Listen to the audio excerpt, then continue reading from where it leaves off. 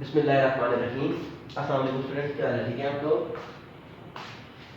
तो अभी हम टॉपिक करने लगे हैं बेसल्स फंक्शन। हमारे पास बेसल्स डिफरेंशियल इक्वेशन को हम पढ़ेंगे कि हमारे पास बेसल्स डिफरेंशियल इक्वेशन क्या होती है।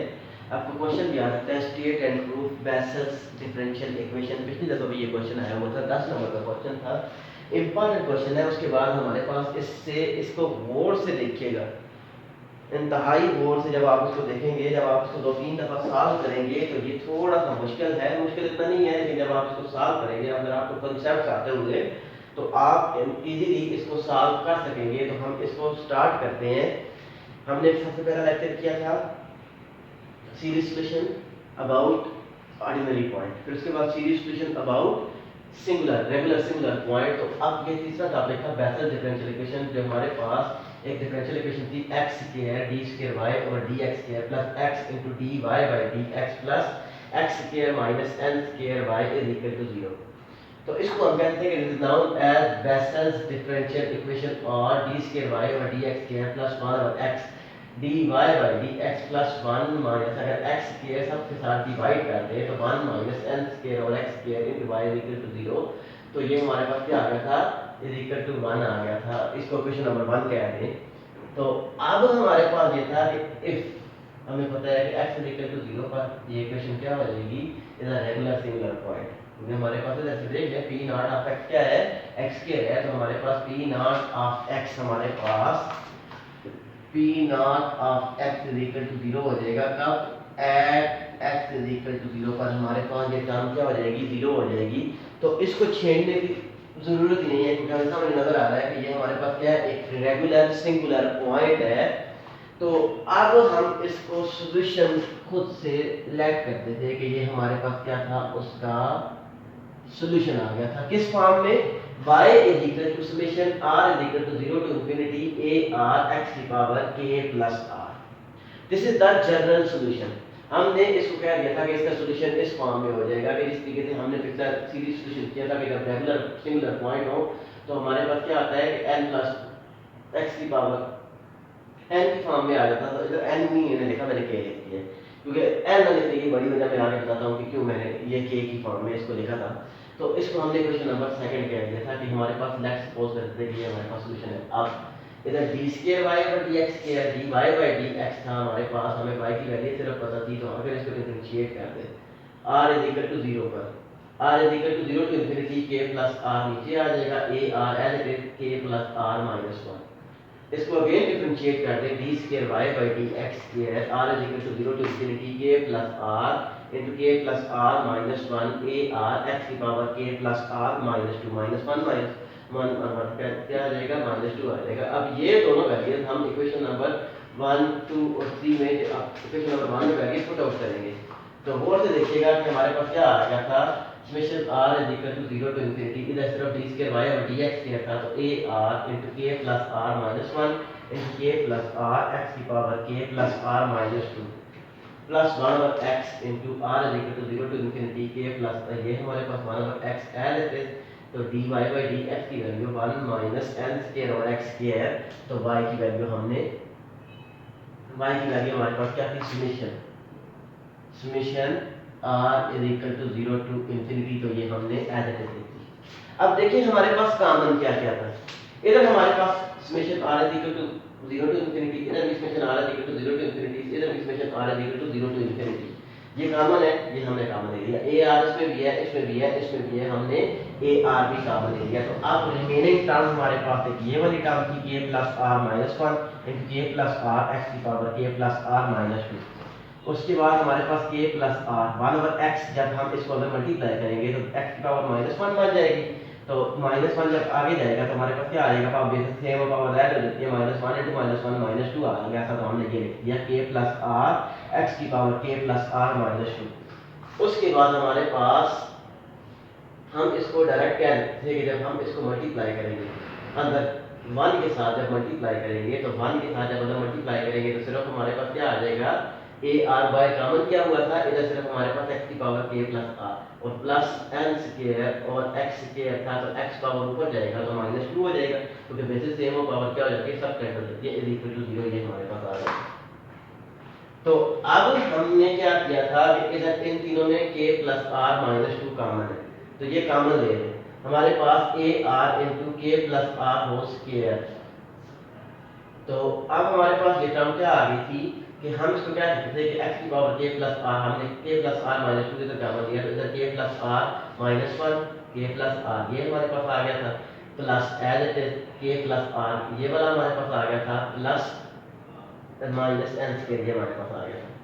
तो अब हम इसको अगर इसको सिर्फ अगर इनमें से k प्लस आर कॉमन ले लें, k प्लस आर इन दो में से k प्लस आर कॉमन ले लेंगे तो हमारे पास क्या आ जाएगा k plus r minus 1 into plus 1, तो माइनस 1 प्लस 1 के साथ कैंसिल आउट हो जाएगा, k plus r into k plus r whole square minus n square. जब आप लोग खुद सॉल्व करेंगे तो आपको और आसानी से समझ आएगा कि minus n square as it is हमारे पास आ गया था x की power k plus r minus 2 plus x की power k plus r is equal to 0, ये हमारे पास आ गया। तो इसको हमने क्या कर दिया था कि अगर ये हमारे पास क्या था कि a square minus b square की फॉर्म में है, तो हम इसको a plus b into a minus b की फॉर्म में लिख दिया, फार्मूला बोल दिया, तो ये टर्म हमारे पास, इसको हमने इक्वेशन नंबर 3 कह दिया। अब हम इसमें से स्लोएस्ट जो हमारे स्मॉलेस्ट टर्म है, स्मॉलेस्ट पावर है, उसको उसके कोएफिशिएंट्स को इक्वेट करना स्टार्ट करेंगे। फिर उसके जो स्मॉलेस्ट पावर होती है, जब हमारे पास series solution regular singular point में, मैंने पिछले लेक्चर में भी आप लोगों को बताया था कि जब रेगुलर सिंगुलर पॉइंट में हम बात करते थे तो हमारे पास x की पावर k प्लस r, मतलब यह था कि जो स्लोएस्ट टर्म थी उसको हम क्या करते थे, उस स्लोएस्ट टर्म को हम इक्वेट करते थे, जो स्लोएस्ट स्मॉलेस्ट टर्म थी उनको इक्वेट करने के बाद हमारे पास जो इक्वेशन आती थी उसको हम इंडेसियल इक्वेशन कहते थे। इंडेसियल इक्वेशन में हम वेरिएंस निकालते थे, वो वेरिएंस हम आपने सॉल्यूशन पुट आउट करते थे, तो हमारे पास क्या आ जाएगा, therefore r is equal to 0। तो हमारे पास क्या था, x जब r 0 होगा तो हमारे पास k माइनस 2 इधर आ जाएगा और इधर हमारे पास क्या आ जाएगा, x की पावर k आ जाएगा। तो k की x की पावर k तो बड़ी है, हमारे पास क्या था, x की पावर k माइनस 2 टर्म थी, क्योंकि हमने रेकरेंस रिलेशन भी बनाना है और अपना सॉल्यूशन भी फाइंड आउट करना है। तो x की power k minus 2 smallest term थी for r is equal to 0, पर हमने उसके कोएफिशिएंट्स को इक्वेट किए, तो ar, तो ar का मतलब है कि r इधर 0 होगा तो a not k plus n, क्योंकि r 0 है, k माइनस n x की power k minus 2 is equal to 0। अब ये तो हमारे पास टर्म जब प्रोडक्ट आ रही है तो हम क्या कहते थे कि हमारे पास a plus n k minus n क्योंकि 0 ना बिकॉज़ कि a नॉट भी 0 है, क्योंकि हमारे पास सॉल्यूशन आगे चलेगा a नॉट की फॉर्म में, क्योंकि जब भी हम रेगुलर सिंगुलर पॉइंट में हम सॉल्यूशन निकालते थे तो a नॉट की फॉर्म में आता था, तो a नॉट को तो हम 0 नहीं रख सकते और ना हम सॉल्यूशन की x को 0 रख सकते, क्योंकि x तो हमारे पास सॉल्यूशन था, तो हमने a plus n k minus n को इक्वल टू 0 रख दिया, बिकॉज़ कि हमारे पास कोई भी दो टर्म मल्टीप्लाई नहीं हो तो आंसर 0 आ जाए तो उनमें से एक का टर्म 0 होती है।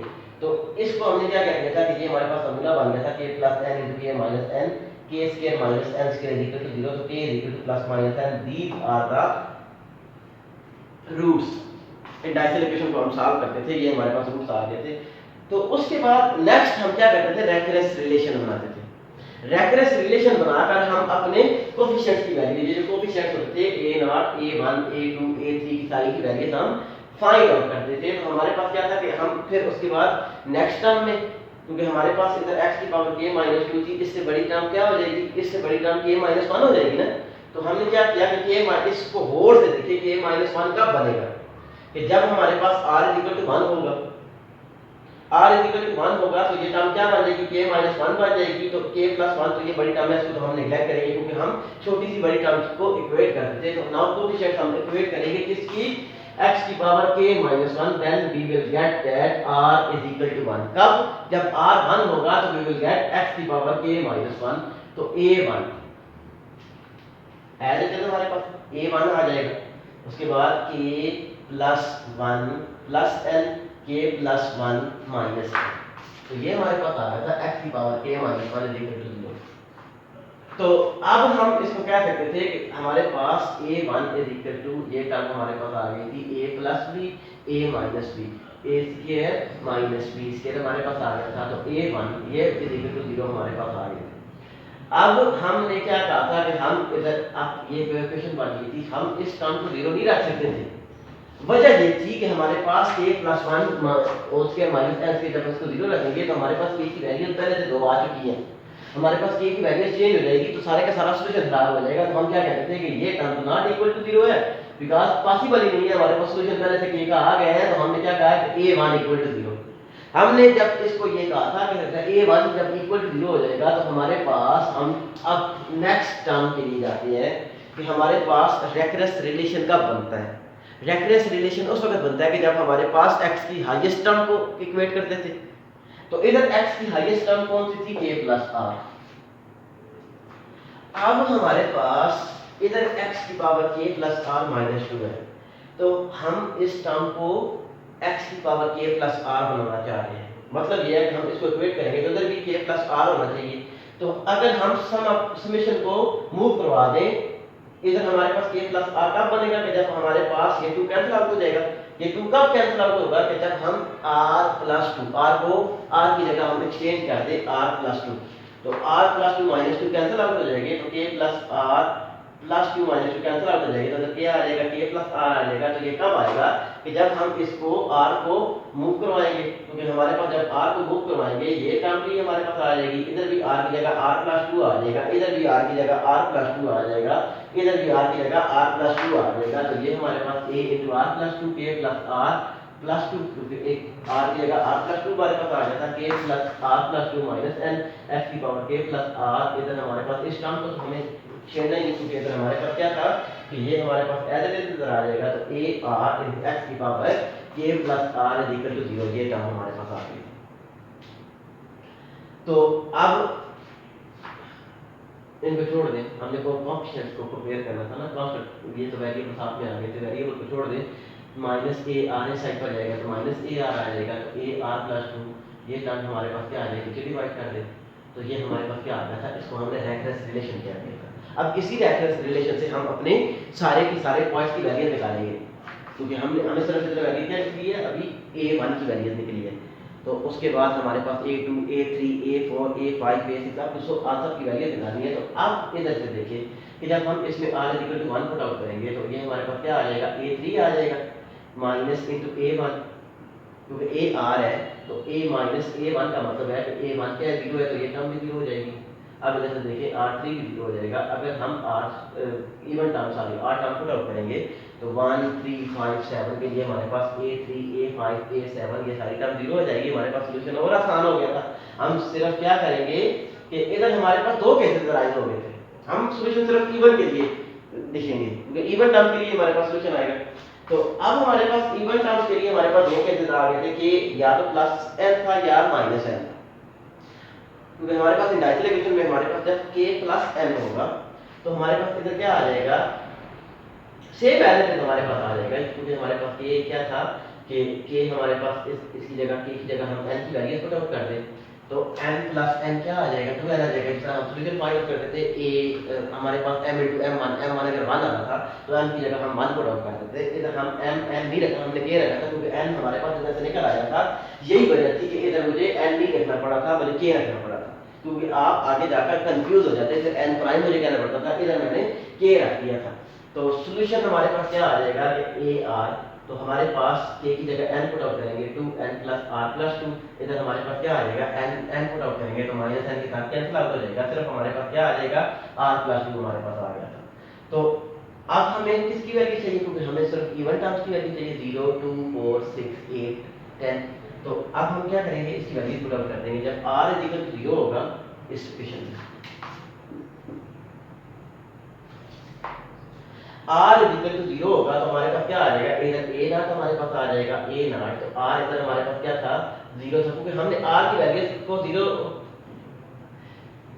0 बाय 2 तक रखना है, हमें सॉल्यूशन चाहिए ना, क्योंकि a नॉट a1 a2 की सॉल्यूशन हमें चाहिए। तो अब हमारे पास क्या a2 which is equal to minus a not over 2n plus 2 into 2 हमारे पास आ गया था, r तो 0 था, हमारे पास क्या आ जाएगा, हम इसको लिख सकते थे। तो अब हमारे पास a not is equal to, अगर इधर से 2 कॉमन ले लें, ये तो 2 आ गया था ना, 2n प्लस 2 था, अगर 2 कॉमन ले लें तो हमारे पास क्या आ जाएगा 2 आ जाएगा, n प्लस 1 हमारे पास आ गया था, बेसिस सेम पावर क्या हो जाएगा ऐड हो जाएगी 2 का स्क्वायर n प्लस 1 हमारे पास आ गया। अब for r is equal to 2 के लिए हम जब पुट आउट करेंगे तो इधर हमारे पास क्या आ जाएगा a4 माइनस a2 तो 2n+4 हमारे पास आ गया था इंटू 4, तो हमारे पास 2n+4 तो इंटू 4 को हम लिख सकते हैं 2 का स्क्वायर। तो हमारे पास अगर इधर से 2 कॉमन ले लें तो हमारे पास क्या आ जाएगा, n+2 हमारे पास आ गया था, 2 एज इट इज आ गया था, तो 2 को हम लिख सकते हैं 2 का फैक्टोरियल, 2 को लिख सकते हैं ना 2 का फैक्टोरियल, 2 की पावर हमारे पास क्या आ जाएगा, इधर 2 की पावर 2 थी तो a2 की जगह हम उसकी वैल्यूज पुट आउट कर देंगे। ये a2 की वैल्यू हमारे पास क्या आ रही थी, a0 2 square add it is, हमारे पास ये पहले से मौजूद था तो 2 स्क्वायर देते थे, वो पावर क्या हो जाएगी, ऐड हो जाएंगी, n+1 इधर था, n+2 इधर था, तो n+1 इंटू n+2 हमारे पास आ गया। तो ये हमारे पास इसकी a4 की वैल्यू आ गई। अब हमने n=4 के लिए वैल्यूज पुट आउट करनी है, तो हमारे पास उसी तरीके से a6 आ जाएगा माइनस a4, तो 2n+6 इंटू 6, तो हम इसको लिख सकते थे, अगर 2 कॉमन ले लें इधर 2 इंटू 6 हमारे पास आ जाएगा, n+3 हमारे पास आ गया था। अब a4 की वैल्यू हमारे पास क्या आएगी, a4 की वैल्यू जब हम पुट आउट करेंगे तो 2 इंटू 6 हमारे पास क्या आ जाएगा, 2 पावर 4, इधर से पहले से मौजूद था, इधर 2 पावर 2 हमारे पास आ गया था, 6 को हम लिख सकते हैं कि 2 की पावर 3 हम इसको लिख सकते हैं, तो इधर हमारे पास 2 की पावर 6 हमारे पास आ गया था, क्योंकि हमने ये टर्म्स, क्योंकि रेक्टस रिलेशन बनाना है बेटा, हमने रेक्टस रिलेशन देखे, इधर हमारे पास क्या था, a2 था तो इधर 2 की पावर 2 था, इधर a4 था इधर 2 की पावर 4, 2 फैक्टोरियल साथ में आ गया। अब इधर a6 था तो हमारे पास क्या आ गया था, a0 2 की power 6 into 3 factorial, n+1 n+2 n+3 हमारे पास आ गया था। तो अब हम जनरल सॉल्यूशन को लेकर चलते हैं। जनरल सॉल्यूशन हमारे पास क्या था, ये रेफरेंस रिलेशन हमने बना लिया, इधर से हम बस दो चार पॉइंट्स की वैल्यूज आप फाइंड आउट करें, a2 a4 a6 a1 a3 और a5 क्या है, वो तो जीरो है, उनकी वैल्यूज फाइंड करने की जरूरत नहीं है। आपका जस्ट को प्रोसीजर देखेगा, आपके पॉइंट नहीं देखेगा, आपका प्रोसीजर देखेगा, अच्छा आपने किस प्रोसीजर के साथ उसको सॉल्व किया था, तो आपको उसको सॉल्यूशन देखेगा। तो अब ये हमारे पास क्या है, जनरल सॉल्यूशन था। जनरल सॉल्यूशन को हम इसको ओपन करके लिखते हैं a r x की पावर k प्लस r, तो अब उसी तरीके से x की power k a0 a1 a2 x square plus a3 x cube up to so on. तो अब a1 a2 a3 a4 a5 की वैल्यूज हम इसमें पुट आउट करेंगे। तो अब हमारे पास क्या था, सॉल्यूशन क्या था, इंडायरेक्शन की वैल्यूज हम पुट आउट करते थे। तो हमारे पास क्या था कि इंडायरेक्शन केस 1 हम कर रहे थे, केस 1 में हमारे पास x की पावर k था, तो k हमारे पास क्या है +1 प्लस n है, तो x की पावर n इंटू a0 की वैल्यूज ऐसे जैसे हमारे पास आ गई थी, a1 क्या था 0 था, a2 की वैल्यू हमारे पास क्या आई थी, ये हमारे पास a2 की वैल्यू थी minus a0 2 power 2 into n plus 1 2 square into n plus 1, उसके बाद a3 0 था, a4 into x power 4 2 power 2 2 power 4 into n plus 1 and n plus 2, फिर उसके बाद हमने प्लस 5 a5 0 था तो माइनस, क्योंकि इधर हमारे पास क्या आ गया था, छठी टर्म माइनस, हर एक टर्म दूसरी टर्म तीसरी टर्म में माइनस आ रहा था, तो अब हमारे पास ये टर्म आ गई थी, इसको एज इट इज हम लिखते हैं। तो अब a0 सब में था, बात समझने की है, जब आप इसको समझेंगे तो आप इसको जब 2-3 दफा लिखेंगे तो आपको खुद इजीली और भी क्लियर हो जाएगा। तो अब हमारे पास क्या था कि इधर a0 सब में कॉमन था, तो a0 हमने कॉमन ले लिया, इधर 1 minus x square over 2 power 2 n plus 1, फिर इधर x power 4 2 factorial 2 power 4 n plus 1 into n plus 2, इधर हमारे पास minus x power 6 2 power 6 3 factorial n plus 1 n plus 2 n plus 3, ये हमारे पास आ गया था। तो अब हमने इसको सम ऑफ फॉर्म में लिखना है, सम ऑफ फॉर्म में इस तरीके से ये सम ऑफ फॉर्म में लिखा हुआ था। तो देखिए ये तो हमारे पास एज इट इज आ गया, summation r equal to 0 to infinity. तो हमारे पास क्या था कि इधर पहली टर्म 1 की मतलब क्या है कि हमारे पास अगली हर तीसरी टर्म क्या आ रही है प्लस माइनस, तो हम इसको क्या करते हैं -1 की power r, summation r equal to 0 to infinity -1 की power r as it is move कर रहे थे। इधर x की पावर 0 था, इधर x स्क्वायर x4 x6, तो हम इसको लिख सकते थे x की पावर 2r, क्योंकि इधर r था तो x की पावर 2r, क्योंकि इवन टर्म मूव कर रही थी। उसके बाद इधर हमारे पास 2 पावर 2 था, इधर 2 पावर 4 था, इधर 2 पावर 6 है, तो हम इसको लिख सकते थे 2 की पावर 2r, क्योंकि इवन टर्म थी, 2 की पावर 2r का मतलब है जब इसको हम ओपन करेंगे तो यही टर्म हमारे पास बनेगी।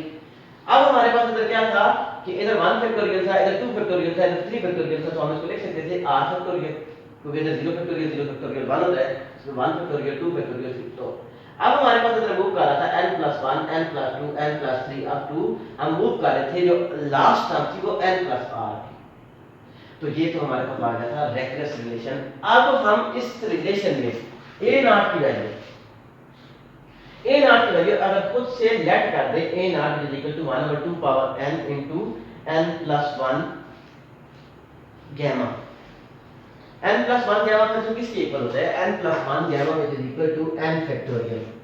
इसको हम n फैक्टोरियल कहते थे। ये हमने खुद से लेट किया था। इसको हम कहते थे Bessel's function of first kind. इसको हम vessels function of order n of first kind. अगर ये वैल्यू हम इसको पुट आउट कर देंगे तो ये सॉल्यूशन और भी हमारे पास आसान हो जाएगा। तो इसको हम कहते हैं y equal to 1/2 power n into n plus 1 gamma minus 1। तो अब समेशन ये सारी टर्म समेशन के अंदर मूव करवा दें। अब x पावर n था, x पावर 2 r था, तो n प्लस 2 r तो सेम हो गया था माइनस 1 की पावर r n थे। अब 2 की पावर इधर 2 r था, इधर 2 की पावर n था, n प्लस 2 r में से सेम पावर ऐड हो जाती है। अब r factorial as it is n factorial हम इसको लिख सकते थे n प्लस 1 गैमा फैक्टोरियल किसके इक्वल होता है? क्योंकि हमने ये बताया था कि n plus 1 gamma factorial is equal to n factorial, क्योंकि n gamma of n plus 1 is equal to n factorial. तो हम इसको लिख सकते थे n फैक्टोरियल। तो ये सारी टर्म हमारे पास आ गई थी। तो अब हमारे पास हम इसको लिख सकते थे r factorial as it is था। तो इस सारी टर्म को हम लिख सकते थे बिकॉज़ ये हमारे पास किस टर्म की इक्वल आ गई थी? Gamma of n plus r plus 1। Because कि हमारे पास गैमा फंक्शन किसके इक्वल होता है? Gamma of n plus r plus 1 is equal to n plus 1 factorial. तो ये हमारे पास क्या बन रहा है? ये हमारे पास एक फैक्टोरियल बन रहा था किसका? n plus r plus 1 factorial बन रहा था। तो उसको हमने गामा फंक्शन की फॉर्म में लिख दिया। तो अब हमने इसको गामा फंक्शन की फॉर्म में लिख दिया। तो ये हमारे पास क्या आ गया था? इसको हम कहते थे this is the solution of vessels equation. ये हमारे पास सॉल्यूशन है। हम इधर याद रखिएगा कि हम एक केस लेकर जा रहे थे कि ये इक्वल टू प्लस n।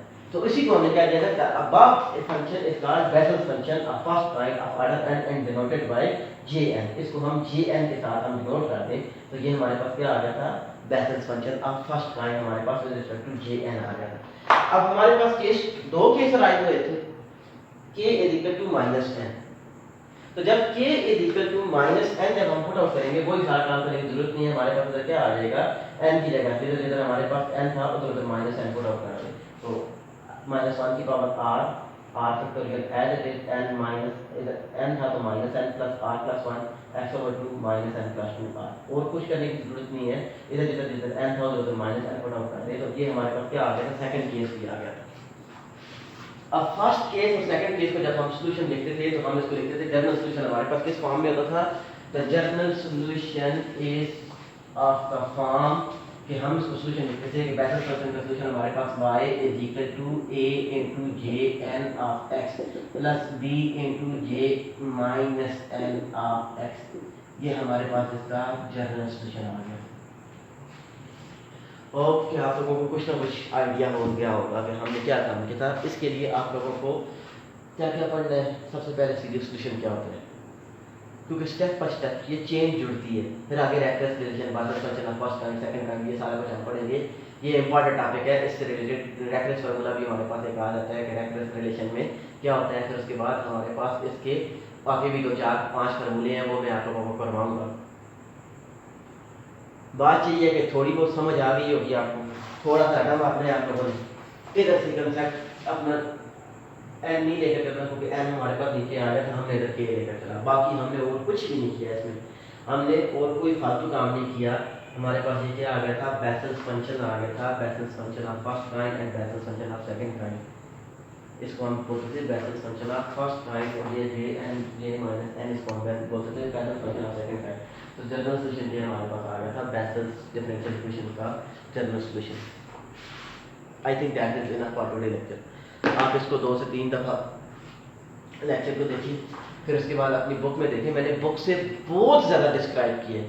आपकी जो बुक में लिखा हुआ था उससे मैंने जितना मैंने डिस्क्राइब कर सकता था, जितना मैं खोल के लिख सकता था, मैंने इतना ही आप लोगों को समझाने की कोशिश की है कि ये हमारे पास टॉपिक इंपॉर्टेंट थे। इस वजह से मैंने आप लोगों को बाकी टॉपिक तो थे लेकिन ये चैप्टर बहुत इंपॉर्टेंट है। मैं कोशिश करूँगा सारे का सारा काम मैं खुद करूँ। इस पर जो आप लोगों को क्वेश्चन दे रहा हूँ इसमें इतना मुश्किल क्वेश्चन आपको नहीं देगा ना। वो कहेगा कि आप इतना मुश्किल क्वेश्चन सॉल्व करें। आपको जस्ट वो तरीका देखेगा कि उसको सीरीज सॉल्यूशन लिखने का तरीका आता है, फिर रेगुलर सिंगुलर पॉइंट का सॉल्यूशन किस तरीके से लिखते हैं, फिर उसके बाद इरेगुलर सिंगुलर पॉइंट का सॉल्यूशन किस सिंगुलर पॉइंट का सॉल्यूशन किस तरीके से लिखते हैं, ऑर्डिनरी पॉइंट का सॉल्यूशन किस तरीके से लिखते हैं।